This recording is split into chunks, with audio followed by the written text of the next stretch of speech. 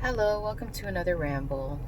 Today I am going to make a video on your internal dialogue and listening to what you are telling yourself. So, I don't know if you've heard the phrase words are spells, and they certainly are. Um, we are creators of our reality, whether you acknowledge that or not, but we really are. And I think that once you know yourself, you become more conscious and aware of what you want to create. And the more clear you are with your intentions and what you want, I think your ability to tap into synchronicities and to manifest things becomes more apparent. And your ability to manifest speeds up, if that even makes sense. So, yeah, so we are accustomed to, I guess, so when we are operating in the world, we have a tendency to get caught up in other people's opinions, perceptions, projections, and we get really fragmented. And it's really hard to hear your internal dialogue or your inner voice because you're getting pulled in many different directions. So that's why I think it's so important to spend a lot of time um, becoming more intimate with yourself and getting to know yourself more. Know thyself, you know that phrase? That is absolutely um, essential, knowing yourself. When I was younger, I hated being alone. And as I get older, I've learned to embrace my loneliness, and I've become my own best friend. I I've become more intimate with myself, more accepting of myself, kinder to myself, because I started listening to myself and listening to my feelings and listening to the thoughts and belief systems that I have circulating in my mind. And right now we are in a phase of life that can be very heavy and confusing and very, heart-wrenching, and bring the events that are coming about can bring to surface a lot of anxieties, but it all has to do with your internal dialogue, and we haven't been taught in school to pay attention to these things. So I just kind of wanted to share some phrases or mantras that I tell myself internally, um, that help me to get through life in a more graceful or gracious manner. And maybe you will find these phrases useful, and maybe you can apply that to yourself. But sharing is caring, and I'm just putting it out there. So if you are watching or listening and you're having a hard time, maybe these phrases will help you out. But yeah, your internal dialogue is so important, I'm gonna get to it soon, but I just wanted to say one more thing. I got to a point where I used to be an avid reader. Like I loved consuming information in the form of books, or through the internet, or however, like listening to other people's stories. I absolutely love like consuming information that will promote um, expansion and awareness of consciousness within myself. But after a while, after like just kind of like reading everything outside of me, like hearing other people's opinions, and like observing their constructs and their belief systems and their perceptions and their projections, I realized that I was getting really lost in that, and it was time to kind of like take my attention and my time and bring it inward, so that I could like really know who I am. Because it's really easy to go outside and like see someone else, but then it really takes a shift in consciousness to really be aware that you really need to like look within yourself, you know? So the inner work starts when you start looking at yourself, you know? So let's see. I wrote down like some really, really predominant thoughts or mantras or phrases that I tell myself on a regular basis. Um, I think there's 6.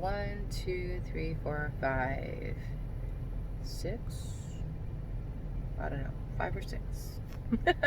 So the first one, or the first phrase that I always tell myself is, alignment is my divine assignment. Alignment is my divine assignment.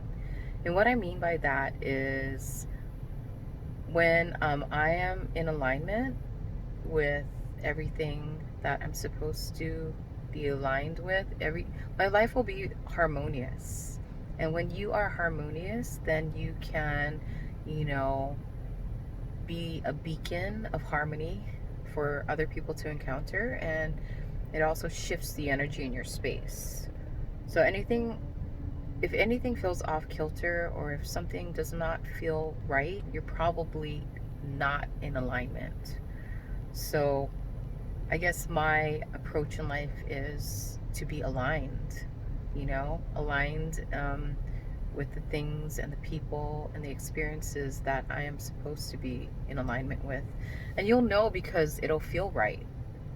It won't feel forced. There will be no confusion. It will be very clear. It will be very apparent, and it will feel right. You'll feel harmonious within yourself. So, yeah, anytime I encounter something that does not feel right, then I know I'm out of alignment. And I try to take the time that I need to get back into alignment. Alignment is my divine assignment, you know, because if I'm in harmony with myself, then I can be in harmony with my environment. I can be in harmony with people. And, yeah, I think that's my primary role in life, aside from all the labels and all that stuff. The second thing I constantly tell myself is rejection is redirection. And what I mean by that is anytime you pursue something and you are rejected, then you just redirect your awareness or your attention, and you redirect it towards something that is in alignment with you, because I think like something that is meant for you will not feel forced. It will feel very organic. It will feel very, very clear. Yeah, so rejection is redirection. And I do this all the time. So like if I go like shopping for like groceries, say in my mind, I'm like, okay, I'm gonna go to a particular place to buy my supplies. But when I get there, I can't find parking because the place is congested. I'll just kind of redirect myself. It's not a big thing. I don't get frustrated. I don't get angry. I don't get, I don't exert energy worrying or I just don't exert energy worrying or being frustrated about it. I just kind of like, okay, I can't find parking, so I guess I'll go somewhere else. And simple as that. Same with people, it's applicable to everything. Yeah, like people, if somebody is rejecting you as a person and how you operate, then I just redirect myself. Um, Third thing I always tell myself is it's okay. It's okay. So if things are falling apart and it feels uncomfortable, or I am witnessing or experiencing something that doesn't feel quite right, I tell myself it's okay. If I see someone who also doesn't feel well, or they're not in alignment, or they don't feel in harmony or balance with themselves, I just say it's okay. And when you say it's okay, it's a very profound way of accepting reality as it is, accepting yourself as you are, accepting another person as they are.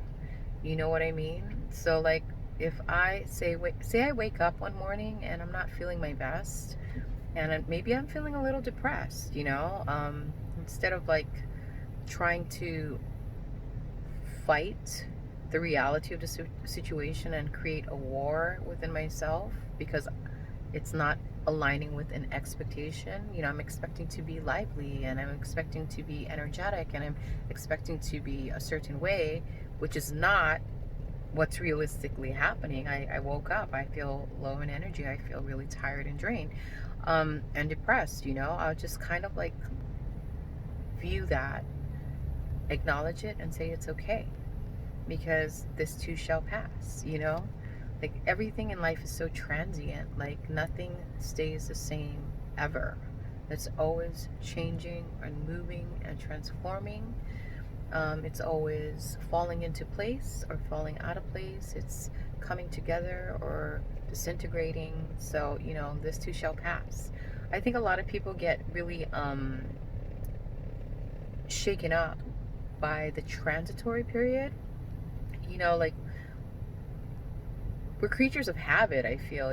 So when you are in a situation and you're used to things being a certain way and something shifts, we have a tendency to get shaken up by it, and it's very uncomfortable, and we tend to like start a war within ourselves or start a war with reality, and then it just goes really, really awry. um, because that's not how it is. It's all about accepting things as they are, seeing things as they are, not as you want them to be. There's a big difference. So yeah, if I'm not feeling well, or if I encounter someone who's not feeling well, I just tell them it's okay. And it really is. Let's see. Another thing I tell myself is feel the fear and do it anyway. So, and this kind of is in alignment with feeling discomfort.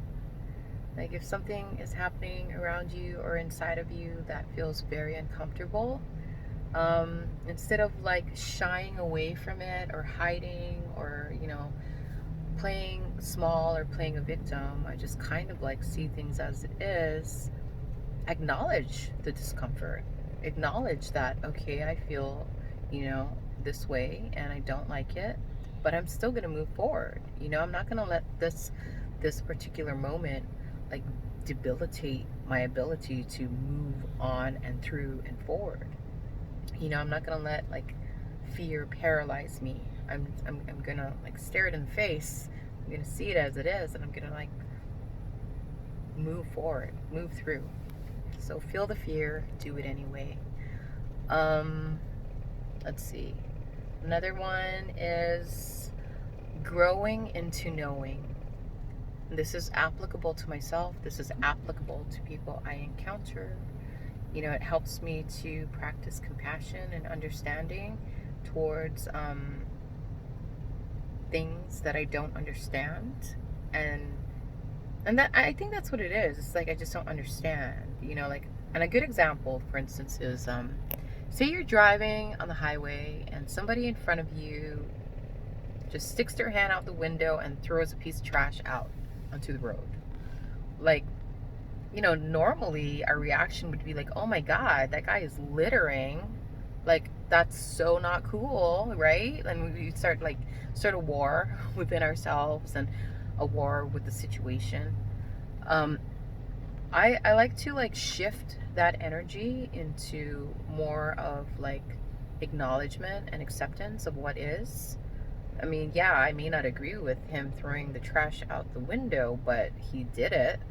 And it's not like I can go and stop my car midstream and pick up the trash and throw it away, or it's not like he can do that either. We're just kind of like moving through that moment. So instead of getting angry and like, defensive, I just kind of think about it as this person's growing into knowing.